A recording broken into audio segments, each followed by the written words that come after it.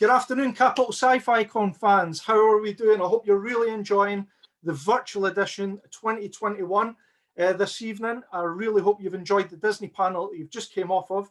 And now we are into a Q&A with their long-term supporters, The Collective. We're joined this evening by Rob, Doug, and Paul. How are you doing, guys? You okay? Yay, doing good. Good to see you, Keith. Wonderful. Thank you very much. Awesome. Thank you. Listen, guys, I've got a few questions that I want to run through with you. Nothing too crazy, but obviously the guys who come to Capital Sci-Fi Con every year will recognise you by your displays that you bring along every year. Have a massive selection of props and models from Captain Scarlet, Thunderbirds, Marina, Doctor Who, Star Wars, a whole range of things. So how did the collective come about? How did you first form? Be better to answer this one. The collective was started, well, go back to the beginning. When I got to my 50th birthday, I thought I would raise some money because my great nephew Roman had spent some time in Rachel House. Sadly, Roman passed away, so I thought, you know, give something back to Rachel House for all the love and attention and everything they do. They do some fantastic work. So, like at my 50th birthday, I'd raised a lot of money. So that's where it originally started. And I don't know how we'll go in touch, Keith, but I offered to put some models on display with you or through somebody else. And that was going to be the following February. So I asked some of the guys, invite some of the guys to come along to help display it and put a good display on. And that's when the collective originated and started from, was from that first show. I think it was at Meadowbank, wasn't it?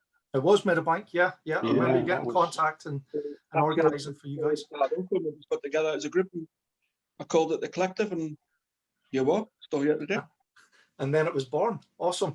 Obviously, the models that you guys have, they're so intricate and so amazing. A little bit about the models. Are they model kits or are they scratch built from just bits that you have lying about? Do you cast them, or are they modeled by clay? How do you come about making all these different models? I think that's kind of all of the above, Keith. Okay. They're proprietary kits. They are resin kits. They are scratch builds. You 3D printed. 3D printed now, yes, of course. So there's a variety of techniques used to actually create the models in the first place. And then, of course, there's the building of them. And people like myself, Rob, Paul, and Rab Johnson, who's not unfortunately on the call today, but, you know, that you can put together literally something from nothing. So it's a lot of combination of things. And I think each of us has our own speciality in what we like to do as well, Keith. Yeah, Paul, I see that you're sitting in a workshop there. Is that where the magic happens with some of your model building? It is. Would you like a pan round? Yeah, we'll have a quick pan round, yeah. Right. Oh, wow. I can see Fireball there and the truck from UFO. Yeah. My goodness me. And then there's try not to tread on something because I've got another big one on the floor here. There's that one up there. And then if we come round here. Oh, Paul, we've lost the video feed. Oh, now what do I do here? Put your video back on, Paul. Oh. There you go. There we are. There we are. Yeah, sorry about that. Some more up there. Lots of models, lots of kit boxes I can see. That's what I'm working on at the moment down there. Awesome. Right. Perfect. Obviously, that's thanks for showing us the models that you've got. And everybody that sees you guys at Capital Sci-Fi Con, they're always blown away by the quality of the models that you have on display. Now, have any of you guys worked in TV or film with model building? Because they are movie quality that you bring along to the event every year. Yes, me and Doug has done. We worked on the pilot for Firestorm, which is still in production. It was a Jerry Anderson series. He created it quite a few years ago, but Jerry couldn't get the funding in this country or America to do it, so he went, I think it was China or Japan. So they created this Firestorm series, and it was like a Japanese manga type thing, and it was really good. So Steve Begg, who designed some of the craft, if not all, I think, in Ocean Storm, him and Jamie kind of kickstarted it and started a Kickstarter to create this new series. And there is actually the pilot series on YouTube, Firestorm, and it's about 8.5 minutes long. Okay. And I think the plan is to do another 26 episodes, but it's still in production. So me and Doug did work on the original Ocean Storm. That was the Ocean Storm. 9 feet long, Doug? Oh, it was bigger than that. I think it was nearly 11 or something, didn't it? It was huge. It was massive, wasn't it? Yeah. I think I also did a very small amount on the Thunderbirds 1965 that was made about 5 years ago. My partner, he was the puppet properties person, making all sorts of puppet-sized props and costumes. I think I actually painted a gate that's used in the show, but it was a real treat to be part of that. And it's so easy to get swept up in the enthusiasm, but the pressure was very intense. And I don't think, personally, I could do it as a job. It's a hobby, which I enjoy and we all enjoy, but I think if it became a profession, it might be a different case then. Yeah. Well, there you go, guys. Yeah. You've heard a couple of the projects that some of the guys have worked on, so make sure you have a little look on YouTube and have a watch of that as well. Yeah. So obviously we spoke about you joining, coming to the event and putting your models on display when we were back at Meadowbank, but what keeps you coming back to Capital Sci-Fi Con every year and building on your displays that you put out and being involved? I think it's the passion, that atmosphere of the show over the 2-3 days that we do it, and most importantly for Chaz. You know, there's a lot of charities out there, you know, people raise a lot of money, but to see behind the scenes what go on in the charity, and like the open day, Keith, when we do the presentation, it's just so emotional. So that's what drives us to create new stuff for the new shows every year, you know, and we'll continue as long as we can as well. I don't know about the other guys, how they feel about it, but yeah, I mean, for me and certainly for Carl as well, it's a charity event. It's not a commercial event. I mean, we have displayed at commercial events and not enjoyed them half as much as Capital Sci-Fi. The point is that it is for a good cause. And I tend to find, I found that the Capital Sci-Fis we've done are so much more friendly and everybody just has a blast. And it's a real pleasure to be able to go there, display our models, and also raise some money as well with tombolas and raffles. And it's the generosity of the collective group and the enthusiasm of everybody, because not everybody can come up to Edinburgh, but you know, the point is it's for a very, very good cause, and I would absolutely support that over and above anything else.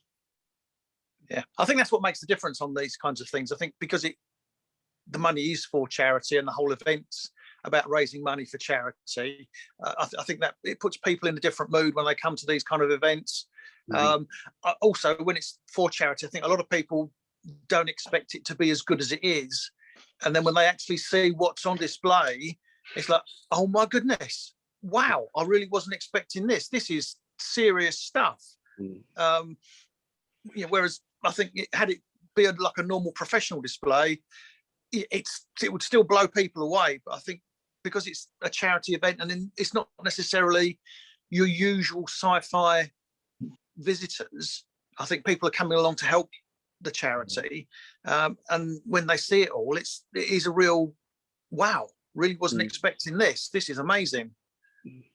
I think some of the professional events could do well to come to you, Keith, and look how you run and organize your charity event, because it's far better organized, I've seen, to be quite honest. And everyone's volunteering to help out. And I think we could do a lot to learn from the way Capital Sci-Fi is run and how it's enjoyed as well. Yeah. So Cheers, guys.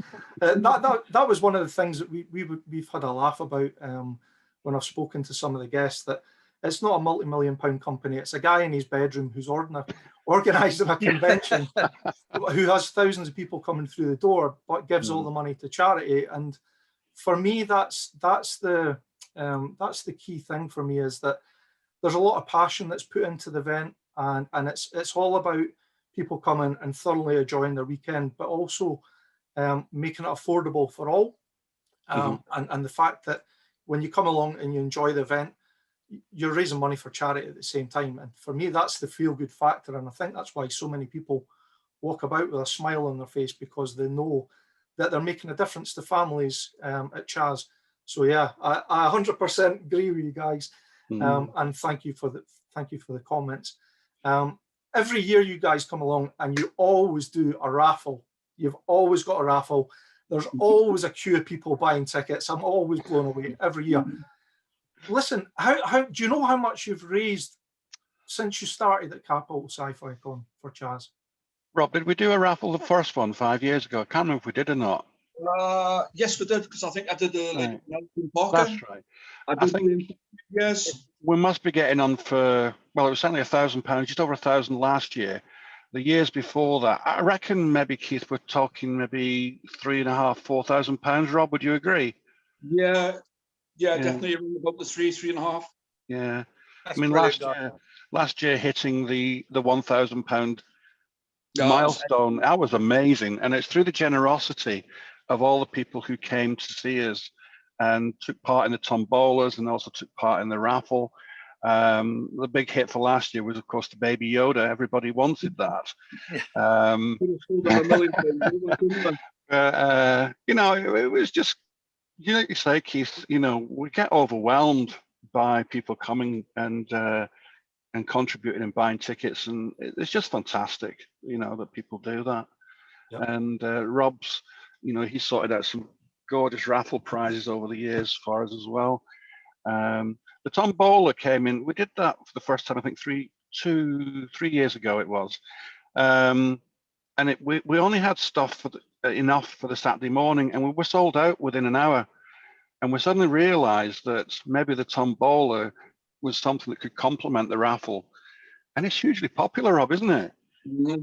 You know, absolutely, with people coming up, and you know, and it's been absolutely amazing.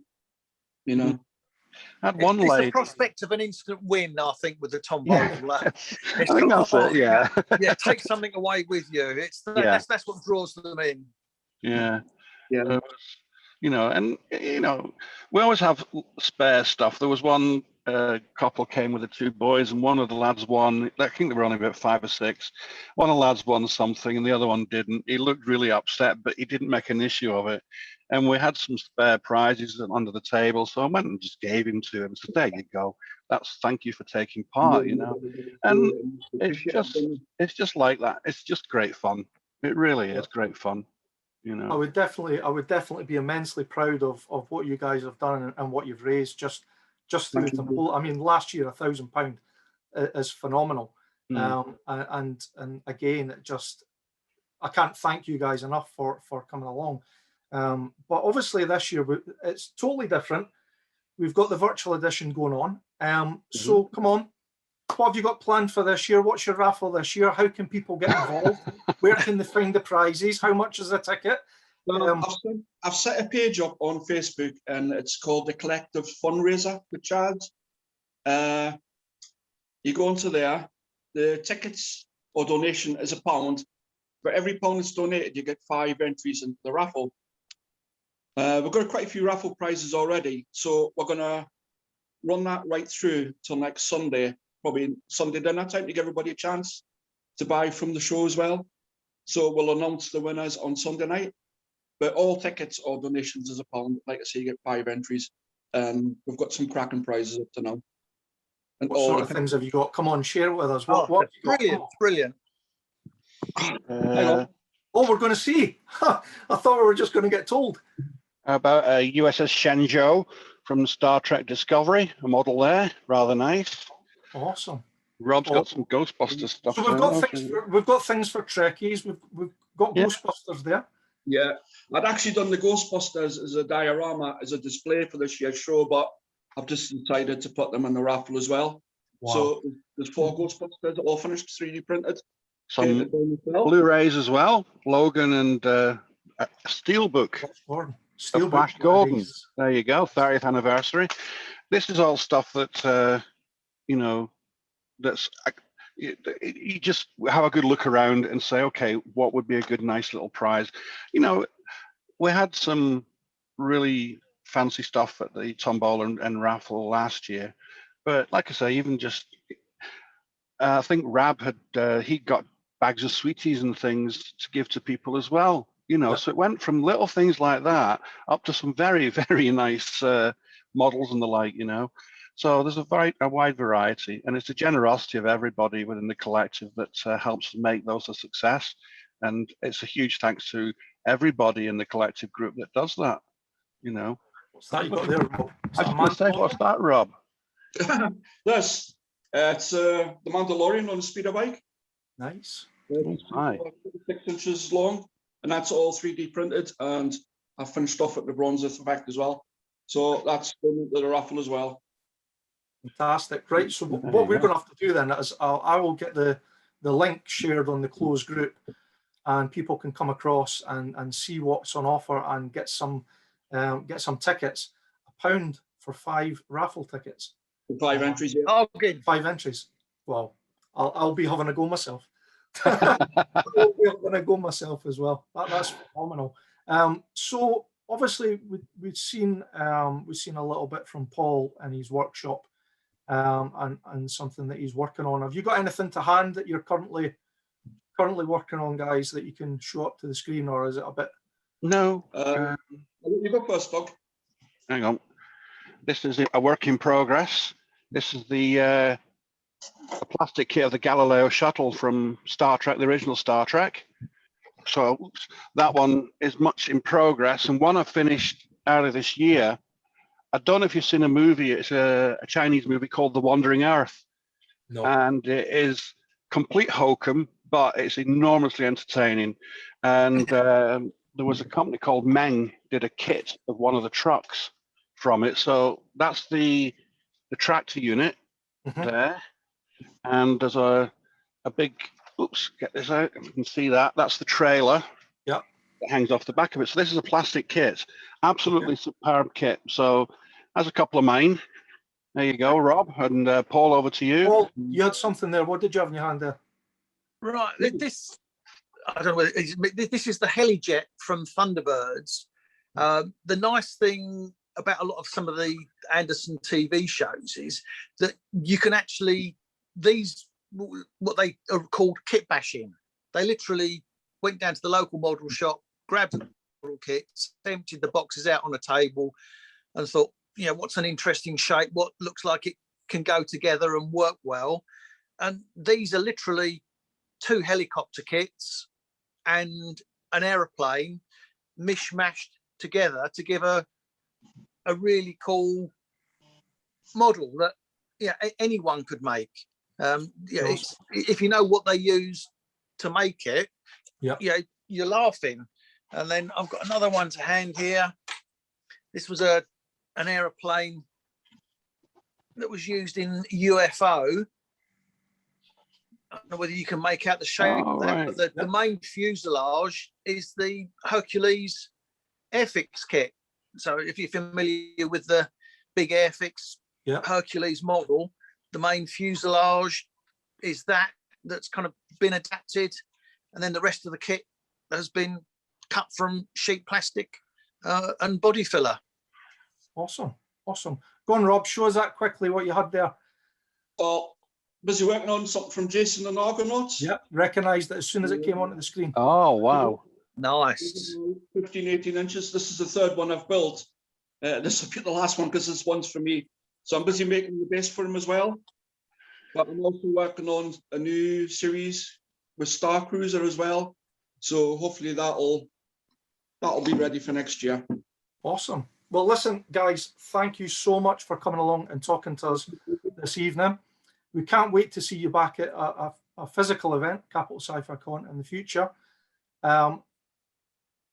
ladies and gentlemen, give it up for the collective. Thank you very much, guys. Very much appreciated. Thank you, Keith. Thank Good you. luck and take care. Bye-bye. Thank you. So, ladies and gentlemen, stay with us because we've still got a lot to come this evening. Next up is the Brewgooders for their Q&A next with Bambos Giorgio and Joe Healy. They'll be talking comics, and then we'll be heading into the rest of the evening before we head into our party with our DJ later on this evening. Stick with us. I hope you're having a fantastic day and really enjoying Capital Sci-Fi Con Virtual Edition 2021. Thank you.